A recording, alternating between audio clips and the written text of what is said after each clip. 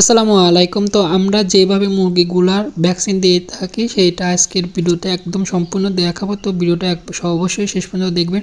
তো প্রথমে ভ্যাকসিনটা সম্পূর্ণ ভালোভাবে গুলিয়ে নেওয়ার পর মুরগির বাচ্চা যে কোনো এক চোখে এক ফোঁটাই দিবেন। মানে মুরগির বাচ্চা মানে 9 দিন বয়স হয়ে গেলে প্রথম ভ্যাকসিনটা দিতে হবে, যেটা বিসি আর ডিবি রানীক্ষেতের প্রথম ভ্যাকসিন। এটা কিন্তু এক চোখে এক ফোঁটাই দিতে হবে। তো এই ভ্যাকসিনটা প্রসেসিং করার নিয়ম প্রথমে ভ্যাকসিনটা আপনি নিয়ে আসবেন এবং 6 ml এর যে ইনজেকশনের সিরিজ থাকে সেইটাতে 6 ml পানি মেপে নিয়ে সেই ভ্যাকসিনটা সেই 6 ml পানির সাথে মিক্সার করে এরকম একটা ডপ কিনে আনবেন। ডপ কিনে এনে এই ডপের মাধ্যমে প্রতিটি মুরগির বাচ্চার চোখে এক ফোঁটা করে দিবেন। তো এই ভ্যাকসিনটা 9 দিন বয়স হলেই দিতে হবে এবং দ্বিতীয় ভ্যাকসিন দিতে হবে 11 দিন পর। মানে 9 দিন প্রথম ভ্যাকসিন দেওয়ার পর আবার ভ্যাকসিন দেওয়ার 11 দিন পূর্ণ হলেই আবার দ্বিতীয়বার কিন্তু একই ভ্যাকসিন দিতে হবে। তো একবার ভ্যাকসিন কিন্তু একবারই ইউজ করা যায়, দ্বিতীয়বার দ্বিতীয় ডোজ কিনে এনে দ্বিতীয় ডোজ দিতে হবে।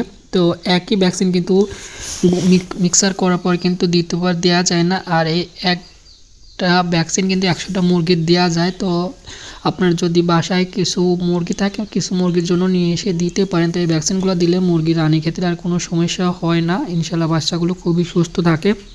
তো ভ্যাকসিন অবশ্যই দিবেন সবাই।